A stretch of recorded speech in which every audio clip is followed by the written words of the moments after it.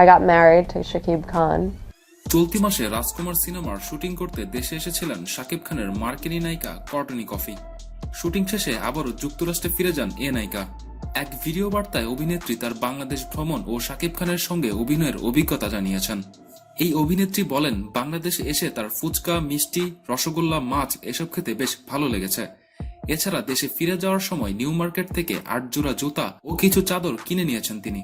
Shooting এর কোন বিষয় সবচেয়ে বেশি ভালো লেগেছে এ বিষয়ে কর্টনি কফি বলেন, আমি শাকিব খানকে বিয়ে করেছি। শুটিং এর বেস্ট এক্সপিরিয়েন্স ছিল শাকিব খানের সঙ্গে আমার বিয়ের ঘটনা। শাকিবের প্রশংসা করে অভিনেত্রী বলেন, বাংলাদেশে যাওয়ার পর বুঝতে পেরেছি শাকিব খানের সিনেমার অনেক ভক্ত রয়েছে, যদিও চুক্তিবদ্ধ হওয়ার আগে জানতাম না। শাকিব খানের জন্মদিনে আমি ও হিমেল অংশ নিয়েছিলাম। সেখানে হিমেল আমাকে সিনেমাটির বিষয়ে জানান, এতে আমার আগ্রহ তৈরি হয়। এর চেয়ে বেশি কিছু জানতাম না। এমনকি এটাও জানতাম না যে শাকিব খান এত বড় একজন স্টার। এখনো আমার আমেরিকার বন্ধুরা বিশ্বাস করতে পারছে না যে আমি এই সিনেমা করেছি। শাকিব খান বাংলাদেশের টম ক্রুজ। সে কাজের প্রতি খুবই ডেডিকেটেড এবং প্রফেশনাল।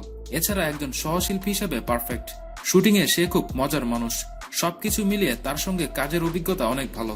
এর আগে রাজকুমার সিনেমার জন্য কয়েক মাসের প্রস্তুতিতে বাংলা ভাষা শিখেছিলেন এই অভিনেত্রী। এর পরেই শুটিং এ অংশ নেন তিনি। আরশাদ আদনান প্রযোজিত রাজকুমার সিনেমাটি পরিচালনা করেছেন হিমেল আরশাদ।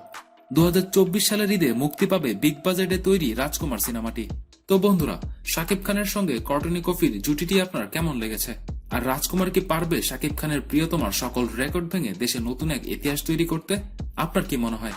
ভিডিওটি লাইক করে কমেন্টে আপনার মূল্যবান মতামত তুলে ধরতে পারেন আমাদের সবার সাথে।